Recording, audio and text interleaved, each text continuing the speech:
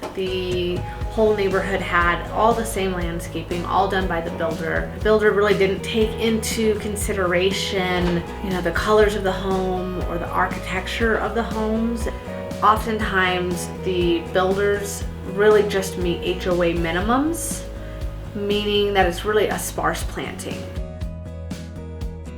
These clients, when they originally approached me, they were afraid, kind of looking off of our website and some of our Instagram feeds, that we didn't do small projects, that maybe it would be too small of a project for us. Actually, when it is a small project like this, as long as we can kind of have creative control from start to finish, where they need a design and that they're going to, kind of implement the entire design, even if it is in phases, that is something that we love doing. And especially on these smaller ones, what's really fun is we got it done very quickly. We got this done, I think, in 4 days.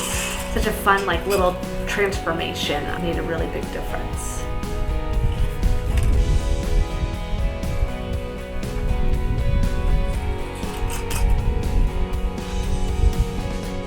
We sort of set this up so that we can work in the winter time. So we dig all the holes for the plants.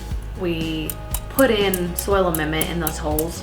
We run the drip irrigation lines to those, and then we put empty buckets into the holes to save the spot so that we can come back very quickly in the spring for just a few hours and get the plants put in right away.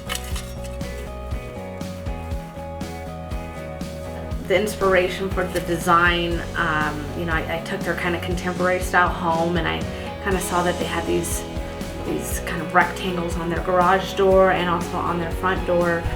And I wanted to sort of repeat that in the landscape so that it looks like it kind of came with the home rather than an afterthought. So I repeated that through the pavers, through the concrete steppers leading up the driveway.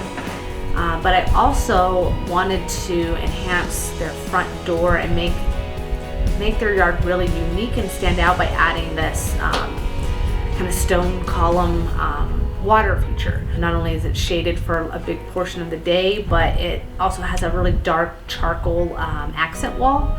So I wanted to bring in a stone that was lighter in color to kind of brighten up that space, make it a little bit more welcoming, also keeping it contemporary by using these kind of smooth cut polished stones. And then I sort of took that accent color of their front door and kind of used that in the charcoal concrete steppers. There was no room to get out of the car in the driveway and then be able to walk up the driveway to the front door. So we sort of expanded the driveway in a sense by adding sort of a contemporary style path leading up to the front door just alongside the driveway. That way it gives them room to open their doors, get out, and walk on the path next to the driveway.